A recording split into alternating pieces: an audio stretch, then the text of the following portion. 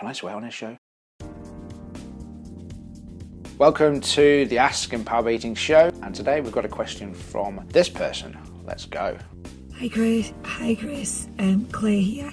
I am a dentist from Liverpool and I've just started using EBE. I wanted to know whether timing of food is important, or does that depend on your goals? Thank you.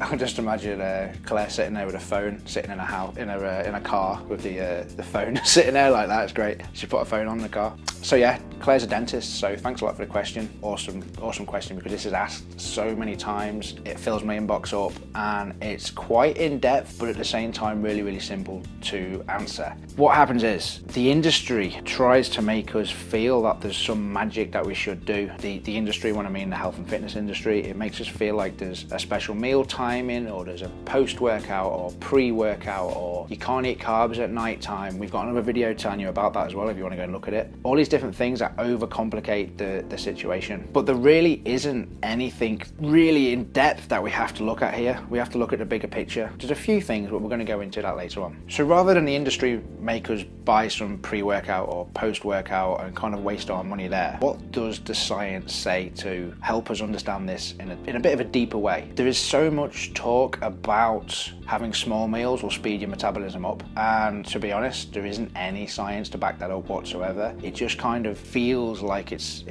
important, but it's complete, can I swear on this show? Complete bullshit. So basically, don't worry about the food speeding your metabolism up, because in essence, it won't. So because it feels right, I used to do all kinds of straight crazy stuff back about 8 to 10 years ago, and one of the things I actually used to do was post-workout, I would have this really expensive shake, which was, I think it was like dextrose powder, which is like pure sugar basically, and have it post-workout because I read in a magazine that it will help me replace the carbohydrates after the workout to help me build more muscle and whatnot. So basically, first of all, I was wasting about 50 calories of my daily intake on some protein powder that tasted all right, but it was 50 grams of sugar basically. And well, I was wasting like loads of money, wasn't I? So the product was probably £50. It was maybe I'd take it in a month and it would be gone. And then because of that, I ended up actually gaining more body fat than I was trying to, even though I was dieting. So that's not cool. So what happened was, the overcomplicated nature of the industry confused me back 8 to 10 years ago. So I ended up doing that and gaining body fat, even though I was trying to lose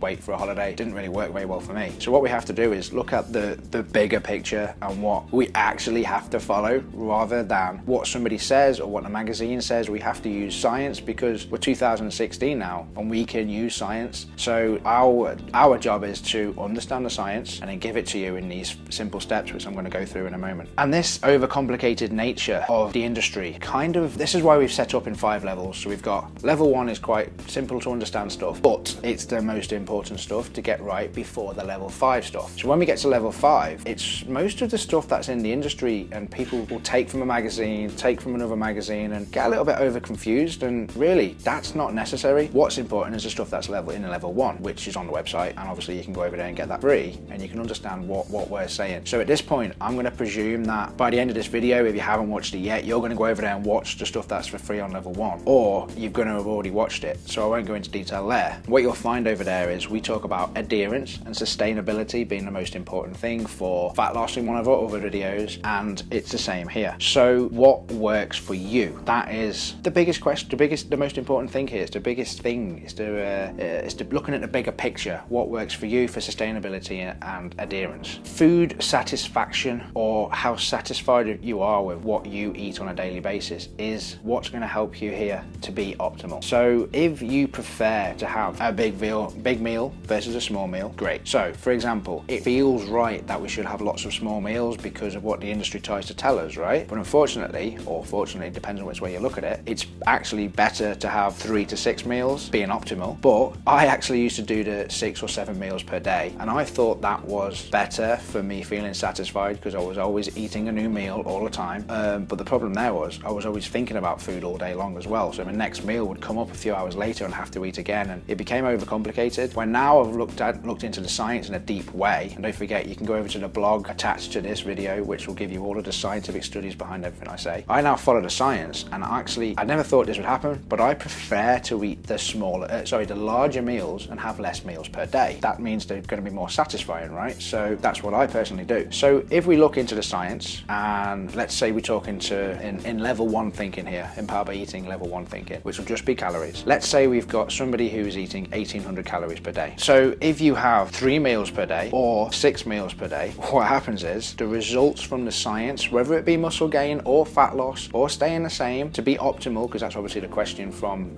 Claire here, is the same. So it doesn't matter. It goes back to the original thing, which is what's the most important thing: adherence. Can you adhere to this way of eating? So I now prefer to have 3 meals per day. These happen to be three 1,000 calorie meals at the moment. It's just better for me. Why? Because science. And the science also shows us the thermic effect of feeding. Okay, don't get overcomplicated here. But the thermic effect of feeding meaning that if we have a bigger meal, in essence, we burn more calories during that time of digesting that meal because it's bigger. Now, some people will think, okay, so I'm going to have big meals because it's going to help me with fat loss. No, I'm not quite saying that. What I'm saying is it's a tiny difference, but what that helps us understand is the bigger picture is calories, and when we go a little bit further, we go carbs, fats, proteins, fiber when we get to level 2 or 3. But don't really worry about the size of the meal or how many or your meal timing. So the next bit is when we go to meal timing, which is the original question, right? Does it matter if we have 3 meals early in the day, 3 meals late in the day? Does it matter if we eat the meal at night time? That's a big question that everybody always asks. We've got another show. You can go over and see that, what I said about earlier on. You can eat carbs at night. It's okay. So long as we're accounting for your calories if you're doing level 1, carbs, fats, proteins, fiber if you're doing level 2, 3, 4, and 5. So that means we can pretty much eat when we want, so long as we're covering 3 meals per day. So I keep saying 3 meals, I keep saying 6 meals. So the answer to the question really, in a simple way, is 3 meals. Between 3 meals and 6 meals is optimal. Any more stops being optimal and becomes counterproductive. Any less, you might be a little bit too hungry and you might not be getting enough protein feeding per meals per day. So that's quite important. One of the questions that always goes with meal timing is post-workout and pre-workout. What are you supposed to do? It feels, because the industry's made us feel this way, that we should have protein post-workout, right? We should have a protein shake. Now, just think about what I'm saying now. We should have. Don't forget, the industry is a £60 billion industry, mostly made up by selling supplements and protein powders. So if the industry spends out of that 60 billion with a B, 1 billion on advertising in magazines and in the internet and even word of mouth that we should have a protein post-workout, what does that make the industry think? We think we should have a protein shake post-workout by default, and that's what's happened to the industry. And what does the science say? It doesn't matter so long as we're accounting for calories and carbs, fats, protein, fiber when we go a little bit higher in the levels, and we're eating 3 to 6 meals per day. So that's a kind of another question that goes with it.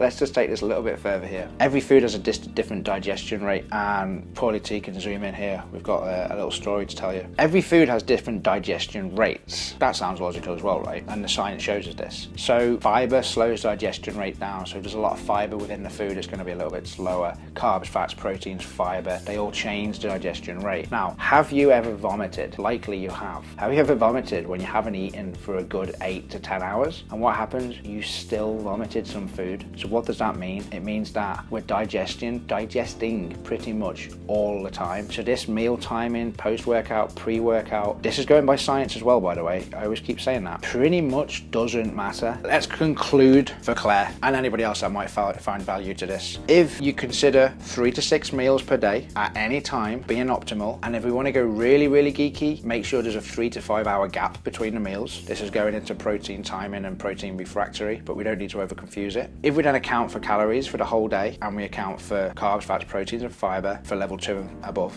then we don't have to worry about much else. So as always, Dean will be writing a blog about all of the science within this to help you understand that what I'm saying here is backed by a multitude of studies. So go over, click the blog if you want to do that. Otherwise, you can just believe what we say here. So hope to see you next time. If you've got a question, send it into the show. We'd love to hear from you.